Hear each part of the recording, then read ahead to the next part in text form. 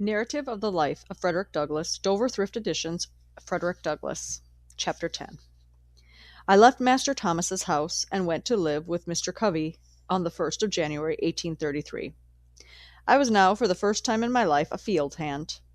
In my new employment I found myself even more awkward than a country boy appeared to be in the large city. I had been at the new home but 1 week before Mr. Covey gave me a very severe whipping, cutting my back, causing the blood to run, and raising ridges on my flesh as large as my little finger. The details of this affair are as follows. Mr. Covey sent me, very early in the morning of one of our coldest days in the month of January, to the woods to get a load of wood. He gave me a team of unbroken oxen. He told me which was the in-hand ox and which was off-hand ox. He then tied the end of a large rope around the horns of the in-hand ox and led me to the other end of it, and told me if the oxen started to run, that I must hold on upon the rope.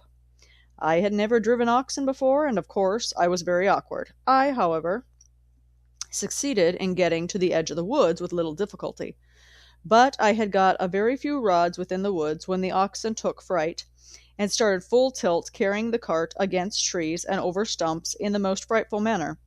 I expected every moment that my brains would be dashed out against the trees. After running thus for a considerable distance, they finally upset the cart, dashing it with great force against a tree, and threw themselves into the dense thicket. How I escaped death, I do not know. There I was, entirely alone, in a thick wood, in a new place to me. My cart was upset and shattered. My oxen were entangled among the young trees, and there was none to help me. After a long spell of effort, I succeeded in getting my cart upright, my oxen disentangled, and again yoked into the cart. I now proceeded with my team to the place where I had, the day before, been chopping wood, and loaded my cart pretty heavily, thinking in this way to tame my oxen. I then proceeded on my way home. I had now consumed 1/2 of the day. I got out of the woods safely, and now felt out of danger. I stopped my oxen to open the woods gate, and just as I did so, before I could get hold of my ox rope, the oxen again started rushing through the gate, catching it between the wheels and the body of the cart, tearing it to pieces, and coming within a few inches of crushing me against the gate-post. Thus twice in one short day I escaped death by the merest chance. On my return I told Mr. Covey what had happened and how it happened. He ordered me to return to the woods again immediately. I did so, and he followed on after me. Just as I got into the woods, he came up and told me to stop my cart, and that he would teach me how to trifle away my time and break gates. He then went to a large gum tree, and with his axe cut 3 large switches, and after trimming them neatly with his pocket-knife, he ordered me to take off my clothes. I made him no answer, but stood with my clothes on. He repeated his order. I still made him no answer, nor did I move to strip myself. Upon this, he rushed at me with a fierce anger of a tiger, tore off my clothes, and lashed me till he had worn out his switches, cutting me so savagely as to leave the marks visible for a long time after. This whipping was the first of a number just like it, and for similar offenses. I lived with Mr. Covey 1 year. During the first 6 months of that year, scarce a week passed without his whipping me. I was seldom free of a sore back. My awkwardness was almost always his excuse for whipping me. We were worked fully up to the point of endurance. Long before day we were up, our horses fed, and by the first approach of day we were off to the field with our hoes and plowing team. Mr. Covey gave us enough to eat, but scarce time to eat it. We were oft less than 5 minutes for taking our meals. We were often in the field for the first approach of day till its last lingering ray had left us, and at saving fodder time, midnight often caught us in the field binding blades. Covey would be out with us.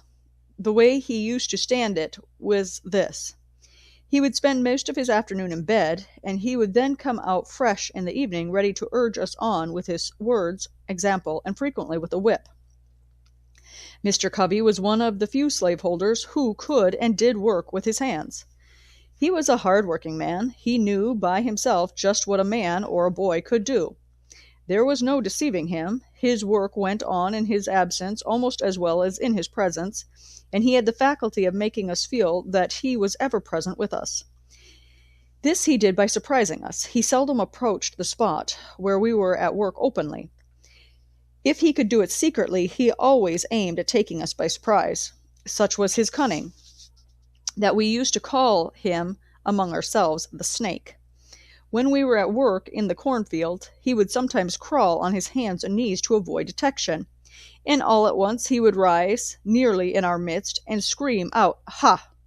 Come, dash on, this being his mode of attack. It was never safe to stop a single minute. His comings were like a thief in the night. He appeared to us as being ever at hand, and he was under every tree, behind every stump, in every bush, and at every window on the plantation. He would sometimes mount his horse as if bound to St. Michael's, a distance of 7 miles, and in half an hour afterwards you would see him coiled up in the corner of the wood fence, watching every motion of the slaves. He would for this purpose leave his horse tied up in the woods. Again, he would sometimes walk up to us, give us orders as though he were upon the point of starting out on a long journey, turn his back upon us, and make as though he was going to the house to get ready, and before he would get halfway hither, he would turn short, crawl into a fence corner and behind some tree, and there watch us till going down of the sun. Mr. Covey's forte consisted of his power to deceive. His life was devoted to planning and perpetrating the grossest deceptions. Everything he possessed in the shape of learning or religion he made conform to his disposition to deceive. He seemed to think himself equal to deceiving the Almighty. He would make a short prayer in the morning and a long prayer at night, and strange as it may seem, few men would at times appear more devotional than he. The exercises of his family devotions were always commenced with singing, and as he was a very poor singer himself, the duty of raising the hymn generally came upon me. He would read his hymn, and nod at me to commence. I would at times do so, at others I would not.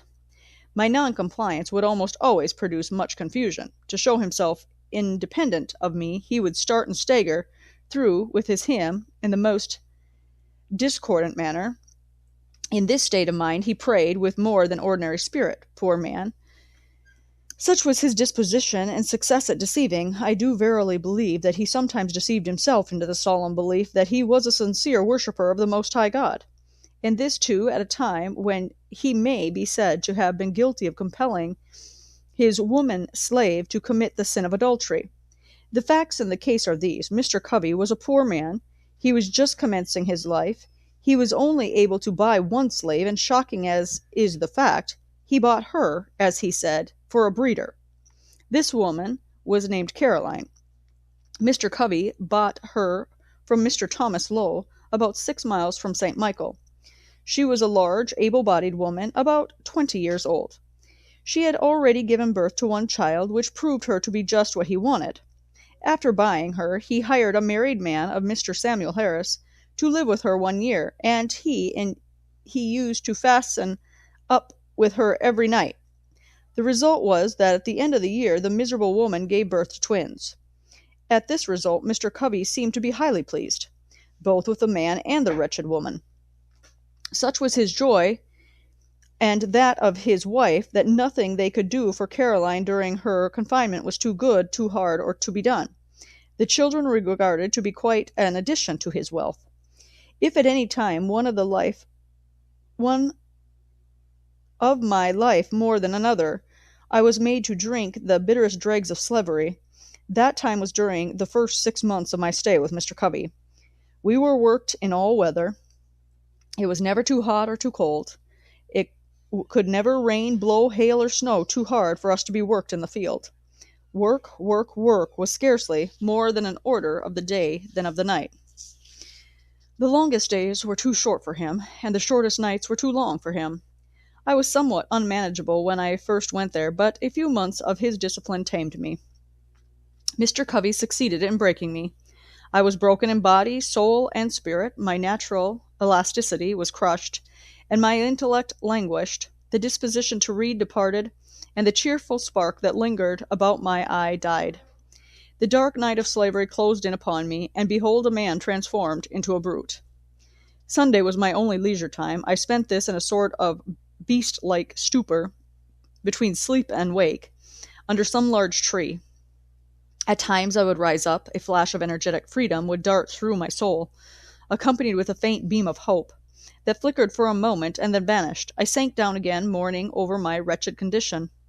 I was sometimes prompted to take my life, and that of Covey, but was prevented by a combination of hope and fear. My sufferings on this plantation seemed now like a dream rather than a stern reality. Our house stood within a few rods of the Chesapeake Bay, whose broad bosom was ever white with sails from every quarter of the habitable globe. Those beautiful vessels, robed in purest white, so delightful to the eye of freemen, were to me so many shrouded ghosts, to terrify and torment me with thoughts of my wretched condition. I have often, in the deep stillness of the summer Sabbath, stood all alone upon the lofty banks of that noble bay, and traced, with saddened heart and tearful eye, the countless number of sails moving off to the mighty ocean. The sight of these always affected me powerfully. My thoughts would compel utterance, and there, with no audience but the Almighty, I would pour out my soul's complaint, in my rude way, with an apostrophe to the moving multitude of ships. You are loosed from your moorings, and are free. I am fast in my chains, and am a slave. You move merrily before the gentle gale, and I sadly before the bloody whip. You are freedom's swinging winged angels, that fly around the world. I am confined in bands of iron. Oh, that I were free! Oh, that I were on one of your gallant decks, and under your protective wings! Alas, betwixt me and you the turbid waters roll. Go on, go on. Oh, that I could also go. Could I but swim, if I could fly, oh, why was I born a man, of whom to make a brute? The glad ship is gone. She hides in the dim distance. I am left in the hottest hell of unending slavery. O God, save me. God, deliver me.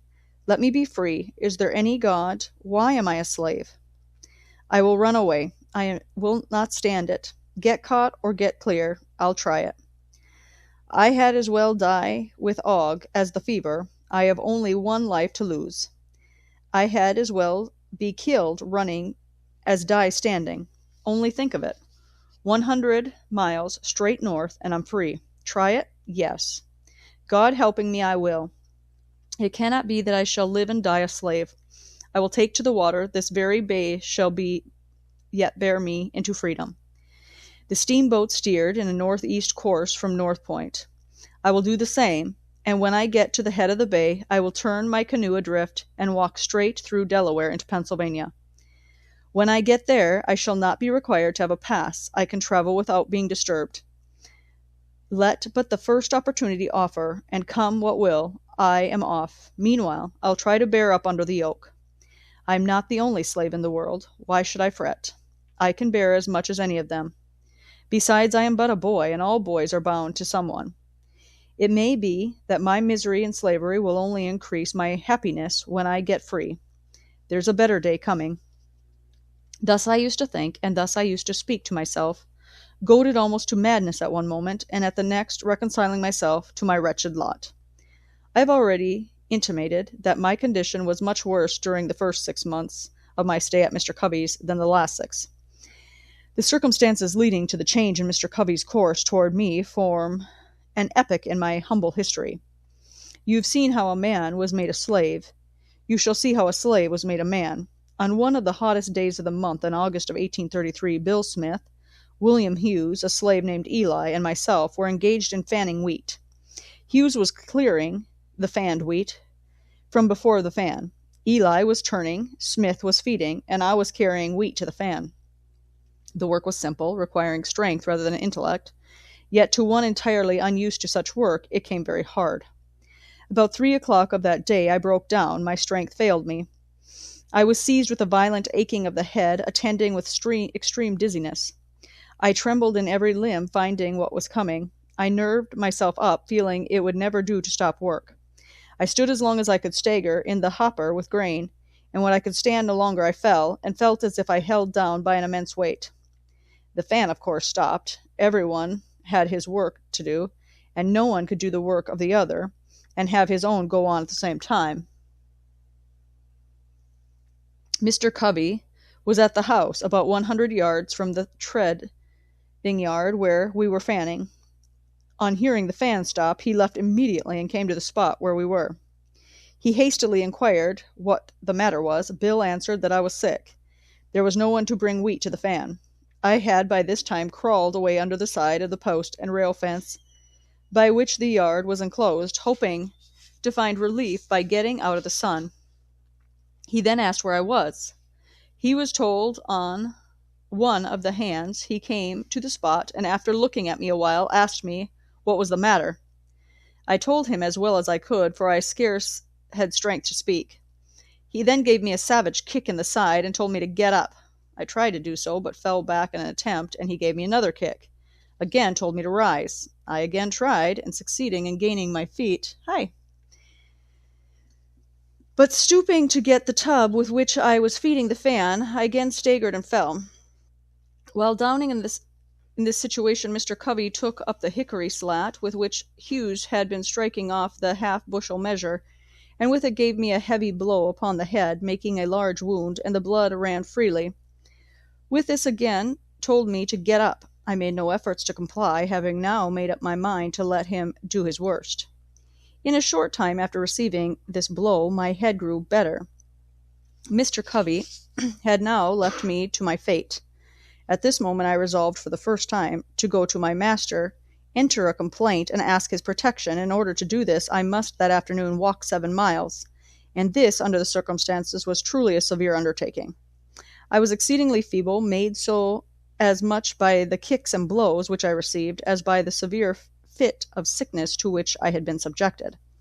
I, however, watched my chance, while Covey was looking in an opposite direction, and started for St. Michael's. I succeeded in getting a considerable distance on my way to the woods, when Covey discovered me, called after me to come back, threatening that he would do if I did not come, and I disregarded both his call and his threat, and made my way to the woods as fast as my feeble state would allow.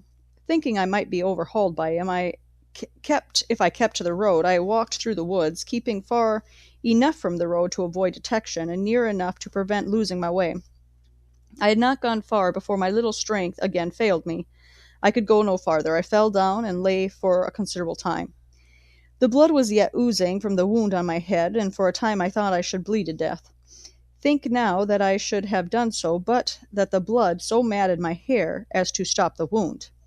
After lying there about 3/4 of an hour, I nerved myself up again, and started on my way, through bogs and briars, barefoot and bareheaded, tearing my feet sometimes at nearly every step, and after a journey of about 7 miles, occupying some 5 hours to perform it, I arrived at Master's store. I then presented an appearance enough to affect any but a heart of iron. From the crown of my head to my feet I was covered with blood. My hair was clotted with dust and blood, my shirt was stiff with blood, my legs and feet were torn in sundry places with briars and thorns, and were also covered with blood. I suppose I looked like a man who had escaped a den of wild beasts and barely escaped them. In this state I appeared before my master, humbly entreating him to interpose his authority for my protection. I told him all the circumstances as well as I could, and it seemed, as I spoke, at times to affect him. He would then walk the floor and seek to justify Covey by saying he expected I deserved it. He asked me what I wanted. I told him to let me get a new home, that as sure as I lived with Mr. Covey again, I should live with but to die with him. That Covey would surely kill me. He was in a fair way for it. Master Thomas ridiculed the idea that there was any danger of Mr. Covey's killing me, and said that he knew Mr. Covey, that he was a good man, and that he could not think of taking me from him.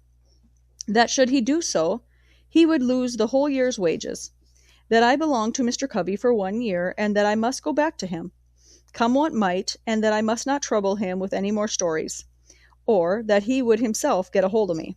After threatening me thus, he gave me a very large dose of salts, telling me that I might remain in St. Michael's that night, it being quite late, but that I must be back off to Mr. Covey's early in the morning, and that if I did not, he would get hold of me, which meant that he would whip me. I remained all night, and according to his orders, I started off to Covey's in the morning. Saturday morning, wearied in body and broken in spirit. I got no supper that night or breakfast that morning. I reached Covey's about 9 o'clock, and just as I was getting over the fence that divided Mrs. Kemp's field from ours, outran Covey with his cowskin to give me another whipping.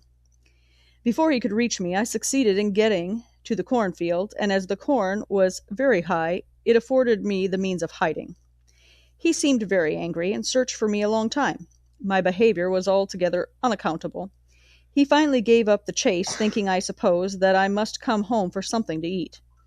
He would give himself no further trouble in looking for me. I spent that day mostly in the woods, having the alternative before me, to go home and be whipped to death, or stay in the woods and starve to death. That night I fell in with Sandy Jenkins, a slave, with whom I was somewhat acquainted. Sandy had a free wife who lived about 4 miles from Mr. Covey's, and it being Saturday, he was on his way to see her. I told him my circumstances, and he very kindly invited me to go home with him. I went home with him and talked this whole matter over, got his advice as to what course it was best for me to pursue. I found Sandy an old adviser. He told me, with great solemnity, I must go back to Covey, but that before I went, I must go with him into another part of the woods, where there was a certain root, which, if I would take some of it with me, carrying it always on my right side, would render it impossible for Mr. Covey or any other white man to whip me. He said he had carried it for years, and since he had done so, he had never received a blow, and never expected to while he carried it. I at first rejected this idea that the simple carrying of a root in my pocket would have any such effect as he had said, and was not disposed to take it, but Sunday impressed the necessity with much earnestness, telling me it could do no harm, if it did no good. To please him, I at length took the root, and according to his direction, carried it upon my right side. This was Sunday morning, and I immediately started for home, and upon entering the yard gate, out came Mr. Covey on his way to meeting. He spoke to me very kindly, bade me drive the pigs from a lot near by, and passed on towards the church.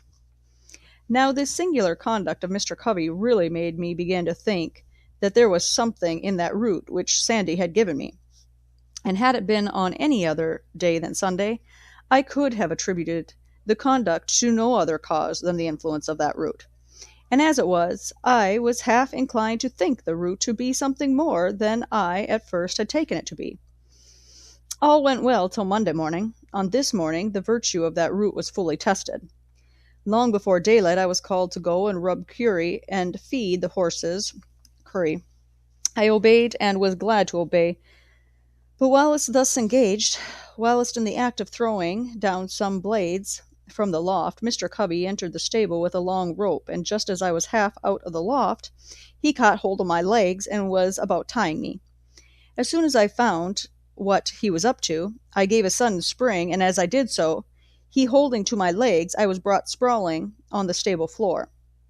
Mr. Covey seemed now to think he had me, and could do what he pleased, but at this moment, from hence came the spirit, I don't know. I resolved to fight, and suiting my action to the resolution, I seized Covey hard by the throat, and as I did so, I rose. He held on to me, and I to him. My resistance was so entirely unexpected that Covey seemed taken all back. He trembled like a leaf. This gave me assurance that I held him uneasy, causing the blood to run where I touched him with the ends of my fingers. Mr. Covey soon called out to Hughes for help. Hughes came, and while Covey held me, attempted to tie my right hand. While he was in the act of doing so, I watched my chance, and gave him a heavy kick close under the ribs. This kick fairly sickened Hughes, so that he left me in the hands of Mr. Covey. This kick had the effect of not only weakening Hughes, but Covey also. When he saw Hughes bending over with pain, his courage quailed. He asked me if I meant to persist in my resistance. I told him I did, come what might, that he used me like a brute for 6 months, and that I was determined to be used so no longer. With that he strove to drag me to a stick that was lying just out of the stable door. He meant to knock me down, but just as he was leaning over to get the stick, I seized him with both my hands by his collar, and brought him by a sudden snatch to the ground. By this time Bill came. Covey called upon him for assistance. Bill wanted to know what he could do. Covey said, "Take hold of him. Take hold of him." Bill said His master hired him out to work, and not to help to whip me. So he left Cubby and myself to fight out our own battle. We were at it for nearly 2 hours. Cubby at length let me go, puffing and blowing at a great rate, saying that if I had not resisted, he would not have whipped me half so much. The truth was that he had not whipped me at all. I considered him as getting entirely the worst end of the bargain, for he had drawn no blood from me, but I had from him. The whole 6 months afterwards that I spent with Mr. Cubby, he never laid the weight of his finger upon me in anger. He would occasionally say he didn't want to get hold of me again. No, I thought, you need not, for you will come off worse than you did before. This battle with Mr. Cubby was the turning point in my career as a slave. It rekindled the few expiring embers of freedom, and revived within me a sense of my own manhood. It recalled the departed self-confidence, and inspired me again with a determination to be free. The gratification afforded by the triumph was a full compensation for whatever else might follow, even death itself.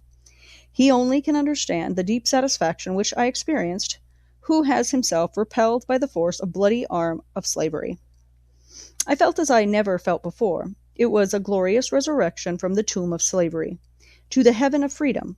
My long-crushed spirit rose, cowardice departed, bold defiance took its place, and I now resolved that however long I might remain a slave in form, the day had passed forever when I could be a slave in fact. I did not hesitate to let it be known of me that the white man who expected to succeed in whipping must also succeed in killing me. From this time I was never again what might be called fairly whipped, though I remained a slave 4 years afterwards. I had several fights, but was never whipped. It was for a long time a matter of surprise to me why Mr. Cubby did not immediately have me taken by the constable to the whipping post, and there regularly whipped for the crime of raising my hand against a white man in defense of myself. And the only explanation I can now think of does not entirely satisfy me, but such as it is, I will give it. Mr. Cubby enjoyed the most unbounded reputation for being a first-rate overseer and Negro breaker. It was of considerable importance to him. That reputation was at stake, and he had sent me, a boy about 16 years old, to the public whipping post. This reputation would have been lost, so, to save his reputation, he suffered me to go unpunished. My term of actual service to Mr. Edward Cubby ended on Christmas Day, 1833. The days between Christmas and New Year's Day were allowed as holidays, and accordingly we were not required to perform any labor more than to feed and take care of the stock. This time we regarded as our own by the grace of our masters, and we therefore used or abused it nearly as we pleased. Those of us who had families at a distance were generally allowed to spend the whole 6 days in their society. This time, however, was spent in various ways. The staid, sober, thinking, and industrious ones of our number would employ themselves in making corn brooms, mats, horse collars, and baskets, and another class of us would spend the time in hunting possum, hare, and coons. But by far the largest part engaged in such sports and merriments as playing ball, wrestling, running foot races, fiddling, dancing, and drinking whiskey, and this later mode of spending the time was by far the most agreeable to the feeling of our master. A slave who would work during the holiday was considered by our masters as scarcely deserving them. He was regarded as one who rejected the favor of his master. It was deemed a disgrace not to get drunk at Christmas, and he was regarded as lazy indeed who had not provided himself with the necessary means during the year to get whiskey enough to last him through Christmas. From what I know of the effect of these holidays upon the slaves, I believe them to be among the most effective means in the hands of the slaveholder in keeping down the spirit of insurrection. Were the slaveholders at once to abandon this practice, I have not the slightest doubt in the world lead to an immediate insurrection among the slaves. These holidays serve as conductors or safety valves to carry off the rebellious spirit of enslaved humanity.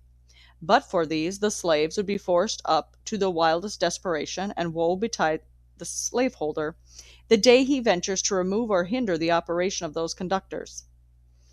I warn him that in such an event a spirit will go forth in their midst, more to be dreaded than the most appalling earthquake. The holidays are part and parcel of the gross fraud, wrong, and inhumanity of slavery. They are professedly a custom established by the benevolence of the slaveholders, but I undertake to say it is the result of selfishness and one of the grossest frauds committed upon the downtrodden slave. They do not give the slaves this time because they would not like to have their work during its continuance, but because they know it would be unsafe to deprive them of it. This will be seen by the fact that the slaveholders like to have their slaves spend those days just in such a manner as to make them as glad of their ending as of their beginning.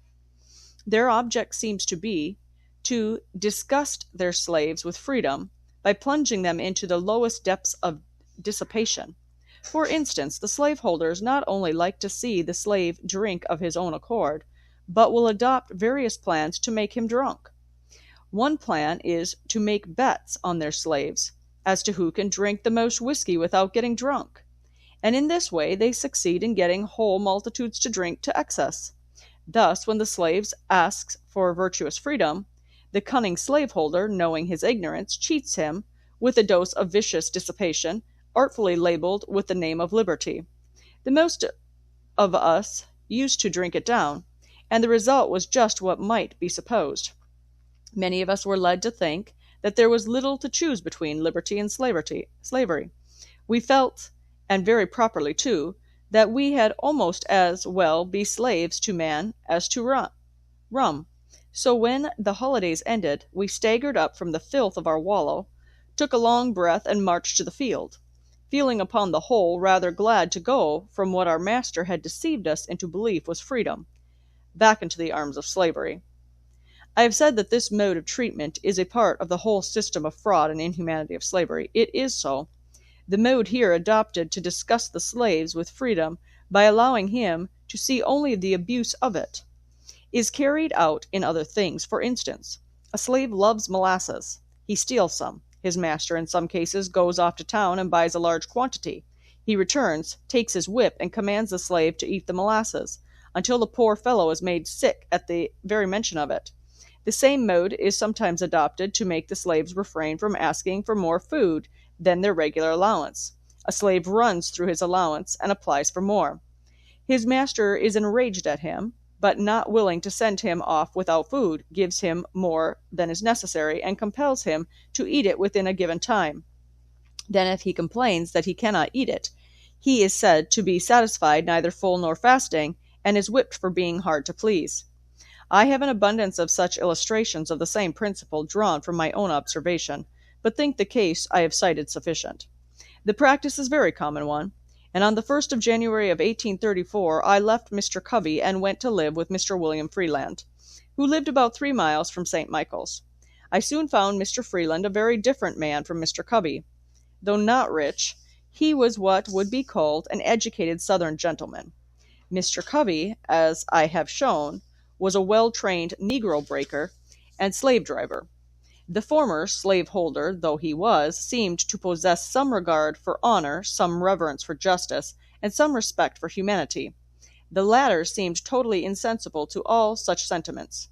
Mr. Freeland had many of the faults particular to slaveholders, such as being very passionate and fretful, but I must do him the justice to say that he was exceedingly free from those degrading vices to which Mr. Covey was constantly addicted. The one was open and frank, and we always knew where to find him. The other was a most artful deceiver, and could be understood only by such as were skillful enough to detect his cunningly devised frauds. Another advantage I gained with my new master was he made no pretensions to or profession of religion, and this in my opinion was truly a great advantage.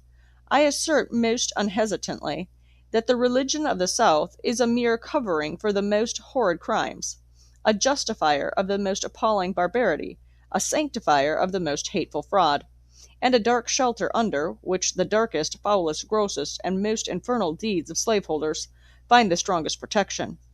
Were I to be again reduced to the chains of slavery next to that enslavement, I should regard being the slave of a religious master the greatest calamity that could befall me. For of all slaveholders with whom I have ever met, religious slaveholders were the worst. I have ever found them to be the meanest and basest and most cruel and cowardly of all others. It was my unhappy lot not only to belong to a religious slaveholder, but to live in a community of such religionists. Very near Mr. Freeland lived the Reverend Daniel Whedon, and in the same neighborhood lived the Reverend Rigby Hopkins. These were members and ministers in the Reformed Methodist Church. Mr. Whedon owned, among others, a woman slave whose name I've forgotten.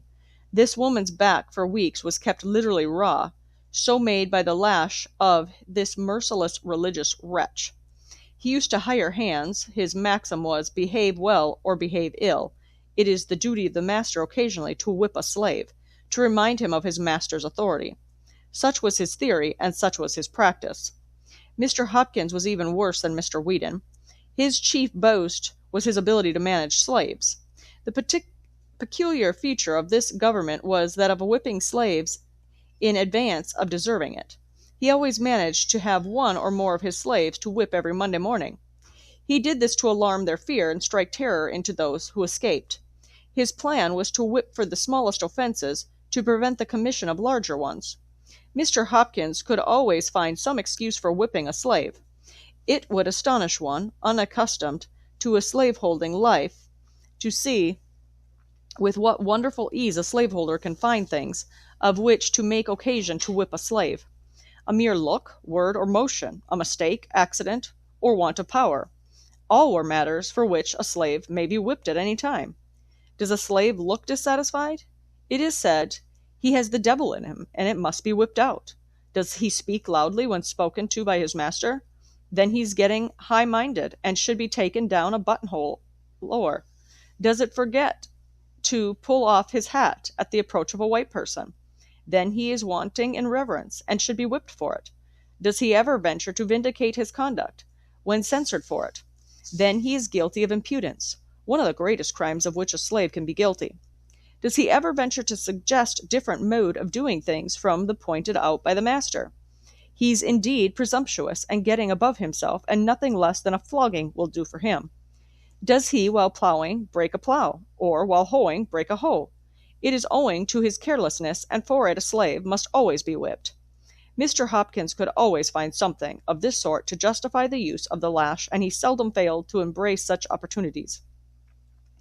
There was not a man of the whole country with whom the slaves, who had the getting their own home, would not prefer to live rather than with this Reverend Mr. Hopkins. And yet there was not a man anywhere around who made higher profession of religion, or was more active in revivals, more attentive to the class, love feast, prayer, and preaching meetings, or more devotional to his family, that prayed earlier, later, louder, and longer, than this same Reverend slave-driver Rigby Hopkins.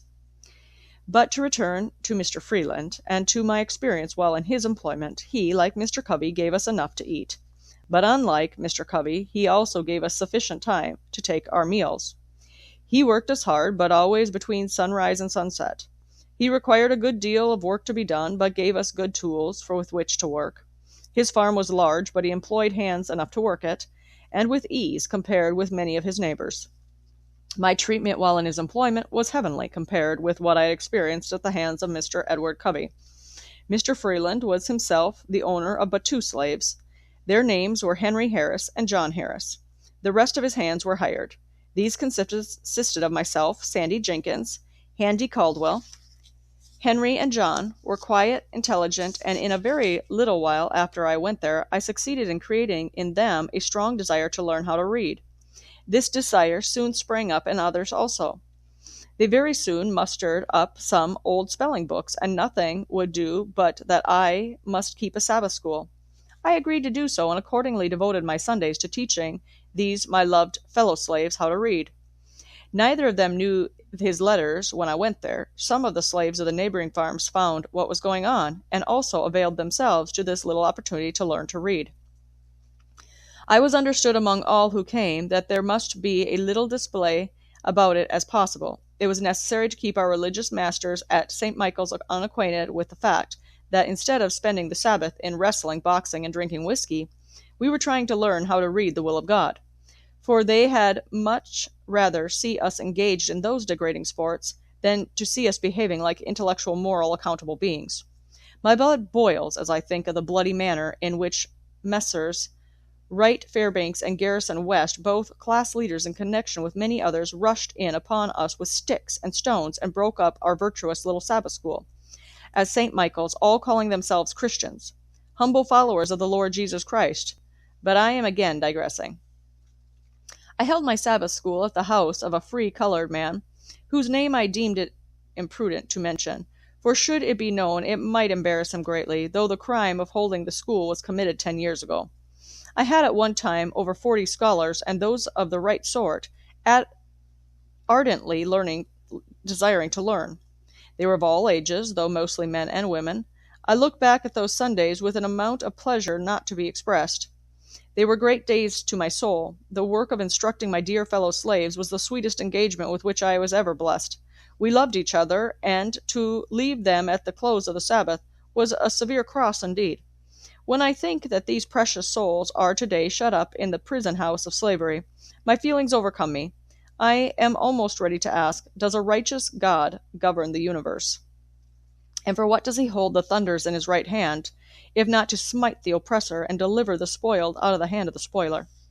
These dear souls came not to Sabbath school because it was popular to do so, nor did I teach them because it was reputable to be thus engaged. Every moment they spent in that school, they were liable to be taken up and given 39 lashes. They came because they wished to learn. Their minds had been starved by their cruel masters. They had been shut up in mental darkness. I taught them because it was the delight of my soul to be doing something that looked like bettering the condition of my race. I kept up my school nearly the whole year I lived with Mr. Freeland, and beside my Sabbath school I devoted 3 evenings in the week during the winter to teaching the slaves at home. I have the happiness to know that several of those who came to Sabbath school learned how to read, and that one, at least, is now free through my agency. The year passed off smoothly. It seemed only about half as long as the year which preceded it. I went through it without receiving a single blow. I will give Mr. Freeland the credit of being the best master I ever had, till I became my own master. For the ease with which I passed that year I was, however, somewhat indebted to the society of my fellow slaves. They were noble souls. They not only possessed loving hearts, but brave ones. We were linked and interlinked with each other. I loved them with a love stronger than anything I had experienced since. It is sometimes said that we slaves do not love and confide in each other. In answer to this assertion, I can say I never loved any or confided in any people more than my fellow slaves, and especially those with whom I lived at Mr. Freeland's. I believe we would have died for each other. We never undertook to do anything of any importance without a mutual consultation. We never moved separately. We were one, and as much so by our tempers and dispositions as by the mutual hardships to which we were necessarily subjected by our condition as slaves. At the close of the year of 1834, Mr. Freeland again hired me of my master for the year of 1835. But by this time I began to want to live upon free land as well as with free land, and I was no longer content, therefore, to live with him or any other slaveholder. I began, with the commencement of the year, to prepare myself for a final struggle, which should decide my fate one way or the other. My tendency was upward. I was fast approaching manhood, and year after year had passed. I was still a slave. These thoughts roused me. I must do something. I therefore resolved that 1835 should not pass without witnessing an attempt on my part to secure my liberty. But I was not willing to cherish this determination alone. My fellow slaves were dear to me. I was anxious to have them participate with me in this, my life-giving determination. I therefore, though with great prudence, commenced early to ascertain their views and feelings in regard to their condition, and to imbue their minds with thoughts of freedom. I bent myself to devising ways and means for our escape, and meanwhile strove, on all fitting occasions, to impress them with the gross fraud and inhumanity of slavery. I went first to Henry, next to John, then to the others. I found in them all warm hearts and noble spirits. They were ready to hear and ready to act when a feasible plan should be proposed. This was what I wanted. I talked to them of our want of manhood, if we submitted to our enslavement without the least one noble effort to be free. We met often and consulted frequently, and told our hopes and fears, recounted the difficulties, real and imagined, which we should be called on to meet. At times we were almost disposed to give up and try to content ourselves with our wretched lot. At others we were firm and unbending in our determination to go. Whenever we suggested any plan, there was shrinking, the odds were fearful. Our path was beset with the greatest obstacles, and if we succeeded in gaining the end of it, our right to be free was yet questionable. We were yet liable to be returned to bondage. We could see no spot this side of the ocean where we could be free. We knew nothing about Canada. Our knowledge of the North did not extend farther than New York, and to go there and be forever harassed with the frightful liability of my return to slavery, with the certainty of being treated tenfold worse than before. The thought was truly a horrible one, and one which was not easy to overcome. The case sometimes stood thus. At every gate through which we were to pass, we saw a watchman, at every ferry a guard, and on every bridge a sentinel, and in every wood a patrol. We were hemmed in upon every side. Here were the difficulties, real or imagined, the good to be sought, and the evil to be shunned. On the one hand, there stood slavery, a stern reality, glaring frightfully upon us. Its robes already crimsoned with the blood of millions, and even now feasting itself greedily upon our own flesh. On the other hand, away back in the dim distance, under the flickering light of the North Star, behind some craggy hill or snow-covered mountain, stood a doubtful freedom, half frozen, beckoning us to come and share its hospitality. This in itself was sometimes enough to stagger us, but when we permitted ourselves to survey the road, we were frequently appalled. Upon either side we saw grim death, assuming the most horrid shapes. Now it was starvation, causing us to eat our own flesh. Now we were content with the waves and were drowned. Then we were overtaken and torn to pieces by the fangs of a terrible bloodhound.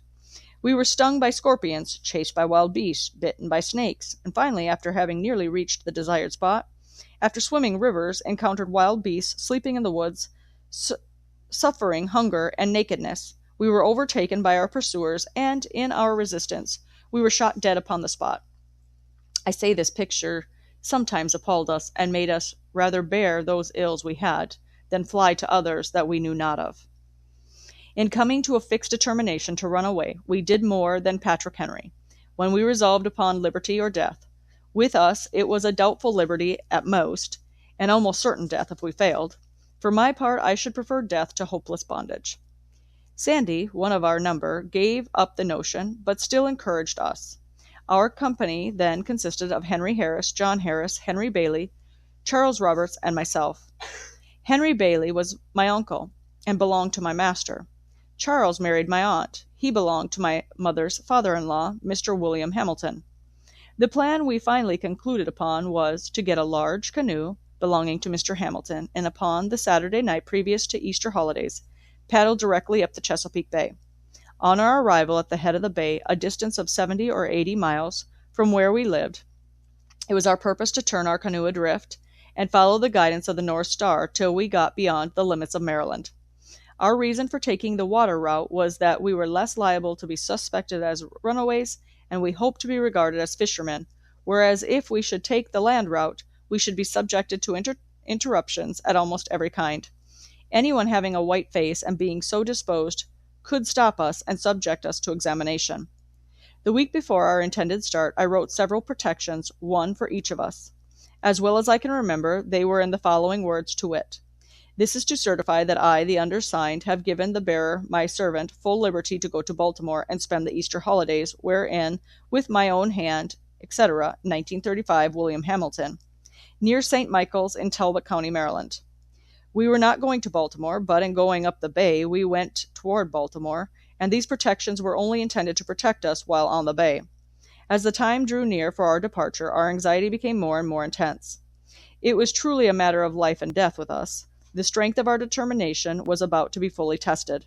At this time, I was very active in explaining every difficulty, removing every doubt, dispelling every fear, and inspiring all with the firmness indispensable to success in our undertaking, assuring them that half was gained the instant we made the move. We had talked long enough, we were now ready to move. If not now, we never should be, and if we did not intend to move now, we had as well fold our arms, sit down, and acknowledge ourselves fit only to be slaves. This none of us were prepared to acknowledge. Every man stood firm, and at our last meeting we pledged ourselves afresh in the most solemn manner, that at the time appointed we would certainly start in pursuit of freedom. This was in the middle of the week, at the end of which we were to be off. We went, as usual, to our several fields of labor, but with bosoms highly agitated with thoughts of our truly hazardous undertaking. We tried to conceal our feelings as much as possible, and I think we succeeded very well. After a painful waiting, the Saturday morning, whose night was to witness our departure, came. I hailed it with joy, bringing what of sadness it might. Friday night was a sleepless one for me. I probably felt more anxious than the rest because I was, by common consent, at the head of the whole affair. The responsibility of success or failure lay heavy upon me. The glory of the one and the confusion of the other were alike mine. The first 2 hours of the morning were such as I never experienced before, and hope never to again. Early in the morning we went as usual to the field. We were spreading manure, and all at once, while thus engaged, I was overwhelmed with an indescribable feeling, in the fullness of which I turned to Sandy, who was near by, and said, "We are betrayed." "Well," he said, "that thought has this moment struck me." We said no more. I was never more certain of anything. The horn was blown as usual, and we went up from the field to the house for breakfast. I went for the form more than for what of anything to eat that morning. Just as I got to the house, and looking out at the lane gate, I saw 4 white men and 2 colored men. The white men were on horseback, and the colored ones were walking behind, as if tied. I watched them a few moments till they got up to the lane gate. Here they halted and tied the colored men to the gateposts. I was not yet certain as to what the matter was. In a few moments in rode Mr. Hamilton, with a speed betokened great excitement. He came to the door and inquired if Master William was in. He was told he was in the barn. Mr. Hamilton, without dismounting, rode up to the barn at extraordinary speed. In a few moments he and Mr. Freeland returned to the house. By this time the 3 constables rode up, and in great haste dismounted, tied their horses, and met Master William and Mr. Hamilton returning from the barn. After talking a while, they all walked up to the kitchen door. There was no one in the kitchen but myself and John. Henry and Sandy were up at the barn. Mr. Freeland put his head in at the door and called me by name, saying, "There were some gentlemen at the door who wished to see me." I stepped to the door and inquired what they wanted. They at once seized me, and without giving me any satisfaction, tied me. Lashing my hands closely together, I insisted upon knowing what the matter was. They at length said that they had learned I had been in a scrape, and that I was to be examined before my master, and if their information proved false, I should not be hurt. In a few moments they succeeded in tying John, and then they turned to Henry, who had by this time returned, and commanded him to cross his hands. "I won't," said Henry, in a firm tone, indicating his readiness to meet the consequences of his refusal. "You won't?" said Tom Graham, the constable. "No, I won't," said Henry, in a still stronger tone. With this, 2 of the constables pulled out the shining pistols, and swore, by their Creator, that they would make him cross his hands or kill him.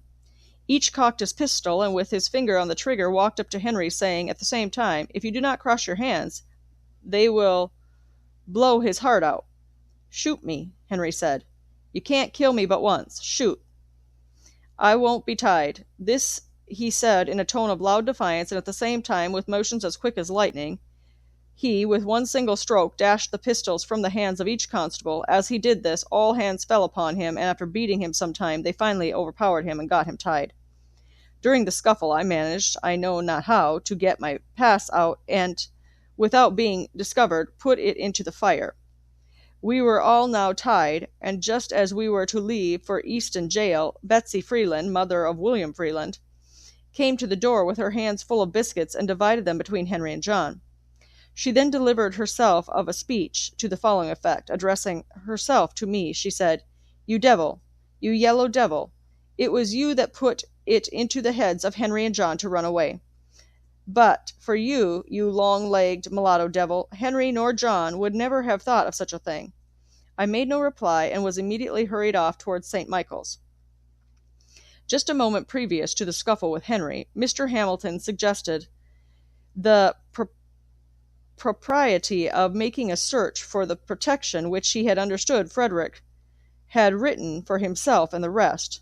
But just at the moment he was about carrying his proposal into effect, his aid was needed in helping to tie Henry, and the excitement attending the scuffle caused them either to forget or to deem it unsafe, under the circumstances, to search.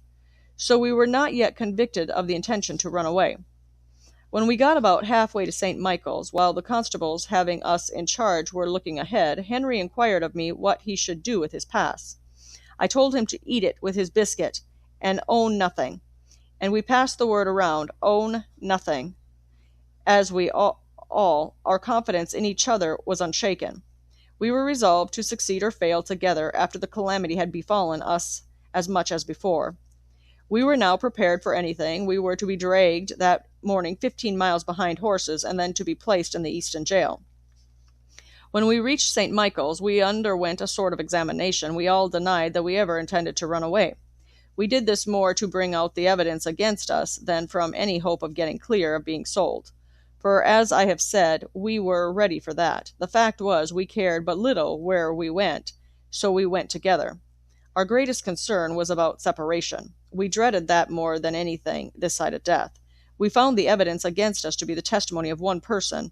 Our master would not tell who it was, but he came to a unanimous decision among ourselves as to who their informant was. We were sent off to jail at Easton, and when we got there we were delivered up to the sheriff, Mr. Joseph Graham, and by him placed in jail. Henry, John, myself were placed in one room together, Charles and Henry Bailey in another. Their object in separating us was to hinder concert. We had been in jail scarcely 20 minutes when a swarm of slave traders and agents of slave traders flocked into jail to look at us and to ascertain if we were for sale. Such a set of beings I never saw before. I felt myself surrounded by so many fiends from perdition. A band of pirates never looked more like a father, the devil. They laughed and grinned over us, saying, "Ah, my boys, we have got you, haven't we?" And after taunting us in the various ways, then one by one went into examination of us, the intent to ascertain our value. They would impudently ask us if we would not like to have them for our masters. We would make them no answer, and leave them to find out as best they could. Then they would curse and swear at us, telling us that they could take the devil out of us in very little while, if we were only in their hands. While in jail, we found ourselves in much more comfortable quarters than we expected when we went there. We did not get much to eat, nor that which was very good, but we had a good clean room, for the windows of which we could see what was going on in the street, which was very much better than though we had been placed in one of the dark, damp cells. Upon the whole, we got along very well. So far as the jail and its keeper were concerned, immediately after the holidays were over, contrary to all our expectations, Mr. Hamilton and Mr. Freeland came up to Easton and took Charles, the two Henrys, and John out of jail, carried them home, leaving me alone. I regarded this separation as a final one. It caused me more pain than anything else in the whole transaction. I was ready for anything rather than separation. I suppose that they had consulted together, and had decided that, as I was the whole cause of the intention of the others to run away, it was hard to make the innocent suffer with the guilty, and that they had therefore concluded to take the others home and sell me as a warning to the others that remained. It is due to the noble Henry to say he seemed almost as reluctant at leaving the prison as at leaving home to come to the prison. But we knew we should, in all probability, be separated if we were sold, and since he was in their hands, he concluded to go peaceably home. I was now left to my fate. I was all alone and within the walls of a stone prison. But a few days before, I was full of hope. I expected to have been safe in the land of freedom, but now I was covered with gloom, sunk down to the uttermost despair. I thought the possibility of freedom was gone. I was kept in this way about 1 week, and at the end of which Captain Auld, my master, to my surprise and utter astonishment, came up and took me out, with the intention of sending me with a gentleman of his acquaintance into Alabama, but concluded to send me back to Baltimore to live with his brother Hugh, and to learn a trade. Thus, after an absence of 3 years and 1 month, I was once more permitted to return to my old home in Baltimore. My master sent me away because there existed against me a very great prejudice in the community, and he feared I might be killed. In a few weeks after I went to Baltimore, Master Hugh hired me to Mr. William Gardner, an extensive shipbuilder on Fell's Point. I was put there to learn how to caulk. It, however, proved a very unfavorable place for the accomplishment of this object. Mr. Gardner was engaged that spring in building two large man-of-war brigs, professedly for the Mexican government. The vessels were to be launched in the July of that year, and in failure thereof, Mr. Gardner was to lose a considerable sum, so that when I entered, all was hurry. There was no time to learn anything. Every man had to do that which he knew how to do. In entering the shipyard, my orders from Mr. Gardner were to do whatever the carpenters commanded me to do. This was placing me at the beck and call of about 75 men. I was to regard all these as masters. Their word was to be my law. My situation was a most trying one. At times I needed a dozen pair of hands. I was called a dozen ways in the space of a single minute. 3 or 4 voices would strike my ear at the same moment. It was, "Fred, come, help me to cant this timber here. Fred, come carry this timber yonder. Fred, bring that roller here. Fred, go get a fresh can of water. Fred, come help saw off the end of the timber. Fred, go quick and get that crowbar.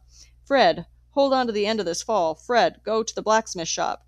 Get a new punch. Hurrah! Fred, run and bring me a cold chisel. I say, Fred, bear a hand, and get up a fire, and quickly as lightning under the steam box. Hullo, nigger, come turn this grindstone. Come, move. Bows this timber forward. I say, darky, blast your eyes, why don't you heat up some pitch? Hello. 3 voices at the same time. Come here, go there. Hold on where you are. If you move, I'll knock your brains out. This was my school for 8 months, and I might have remained there longer, but for a most horrid fight I had with 4 of the white apprentices, in which my left eye was nearly knocked out, and I was horribly mangled in other respects. The fact in the case were these: until a very little while after I went there, white and black ship carpenters worked side by side. No one seemed to see any impropriety in it. All hands seemed to be very well satisfied. Many of the black carpenters were freemen. Things seemed to be going on very well. All at once the white carpenters knocked off and said that they would not work with free colored men. Their reason was this, as alleged, was that if the free colored carpenters were encouraged, they would soon take the trade into their own hands, and poor white men would be thrown out of employment. They therefore felt called upon at once to put a stop to it, and taking advantage of Mr. Gardner's necessities, they broke off, swearing that they would no longer work unless he would discharge his black carpenters. Now, though this did not extend to me in form, it did reach me in fact. My fellow apprentices very soon began to feel it degrading to them to work with me. They began to put on airs and talk about the blacks taking the country, saying we all ought to be killed. And being encouraged by the journeymen, they commenced making my condition as hard as they could by hectoring me around and sometimes striking me. I, of course, kept the vow I made after the fight with Mr. Covey, and struck back again, regardless of the consequences, and while I kept them from combining, I succeeded very well, for I could whip the whole of them, taking them separately. They, however, at length combined, and came upon me, armed with sticks, stones, and heavy handspikes. One came in front with a half brick. There was one on each side of me, and one behind me, and while I was attending to those in front and on the other side, the one behind ran up with a handspike and struck me with a heavy blow upon the head. It stunned me, and I fell. With this they all ran upon me and fell to beating me with their fists. I let them lay on for a while, gathering strength, and in an instant I gave them a sudden surge and rose to my hands and knees. Just as I did that, one of their number gave me with his heavy boot a powerful kick in the left eye. My eyeball seemed to have burst. When they saw my eye closed and badly swollen, they left me. With this I seized the handspike and for a time pursued them, but here the carpenters interfered, and I thought I might as well give it up. It was impossible to stand my hand against so many. All this took place in sight of not less than 50 white ship carpenters, and not one interposed a friendly word, but some cried, "Kill him! Kill him! Kill him!" He struck a white person. I found my only chance for life was in flight. I succeeded in getting away without any additional blow, and barely so, for to strike a white man is death by lynch law. And that was the law in Mr. Gardner's shipyard, nor is there much of any other out of Mr. Gardner's shipyard. I went directly home, told the story of my wrongs to Mr. Hugh, and I'm happy to say of him, irreligious as he was, his conduct was heavenly compared to that of his brother Thomas under similar circumstances. He listened attentively to my narration of the circumstances leading to the savage outrage, gave many proofs of his strong indignation at it. The heart of my once overkind mistress was again melted into pity. My puffed-out eye and blood-covered face moved her to tears. She took a chair by me, washed the blood from my face, and, with a mother's tenderness, bound up my head, covering the wound, I with a lean piece of fresh beef. It was almost compensation for my suffering to witness once more a manifestation of kindness from this once affectionate old mistress. Master Hugh was very much enraged. He gave expression to his feelings by pouring out curses upon the heads of those who did it. As soon as I got a little the better of my bruises, he took me with him to Esquire Watson's on Bond Street to see what could be done about the matter. Mr. Watson inquired who saw the assault committed. Master Hugh told him he was done in Mr. Gardner's shipyard at midday, where they were a large company of men at work. As to that, he said, the deed was done, and there was no question as to who did it. His answer was he could do nothing in the case unless some white man would come forward to testify. He could issue no warrant, on my word. If I had been killed in the presence of 1,000 colored people, their testimony combined would have been insufficient to have arrested one of the murderers. Master Hugh, for once, was compelled to say this state of things was too bad. Of course, it was impossible to get any white man to volunteer his testimony on my behalf and against the white young men. Even those who may have sympathized with me were not prepared to do this. It required a degree of courage unknown to them to do so, for just at that time the slightest manifestation of humanity towards a colored person was denounced as abolitionism, and the name suggested its bearer to frightful liabilities. The watchwords of the bloody-minded in the region in those days were abolitionists. There was nothing done, and probably nothing that would have been done if I had been killed. Such was and such remains the state of things in the Christian city of Baltimore. Master Hugh, finding he could get no redress, refused to let me go back again to Mr. Gardner. He kept me himself, and his wife dressed my wound till I was again restored to health. He then took me into the shipyard, of which he was a foreman, in the employment of Mr. Walter Price. There I was immediately set to caulking, and very soon I learned the art of using my mallet and irons. In the course of 1 year from the time I left Mr. Gardner's, I was able to command the highest wages given to the most experienced caulkers. I was now of some importance to my master. I was bringing him from $6 to $7 per week. I sometimes brought him $9 per week. My wages were $1.50 a day. After learning how to caulk, I sought my own employment, made my own contracts, and collected the money which I earned. My pathway became much more smooth than before. My condition was now much more comfortable, and when I could get no caulking to do, I did nothing. During these leisure times, those old notions about freedom would steal over me again. When in Mr. Gardner's employment, I was kept in such a perpetual whirl of excitement, I could think of nothing, scarcely, but my life, and in thinking of my life, I almost forgot my liberty. I have observed this in my experience of slavery, that whenever my condition was improved, instead of its increasing my contentment, it only increased my desire to be free, and set me to thinking of plans to gain my freedom. I have found that to make a contented slave, it is necessary to make a thoughtless one. It is necessary to darken his moral and mental vision, and as far as possible to annihilate the power of reason. He must be able to detect no inconsistencies in slavery. He must be able to feel that slavery is right, and he can be brought to that only when he ceases to be a man. I was now getting, as I have said, $1.50 per day. I contracted for it. I earned it. It was paid to me. It was rightfully my own, yet upon my returning Saturday night, I was compelled to deliver every cent of that money to Master Hugh. And why? Not because he earned it, not because he had any hand in earning it, not because I owed it to him, nor because he possessed the slightest shadow of a right to it, but solely because he had the power to compel me to give it up. The right of the grim, visaged pirate upon the high seas is exactly the same.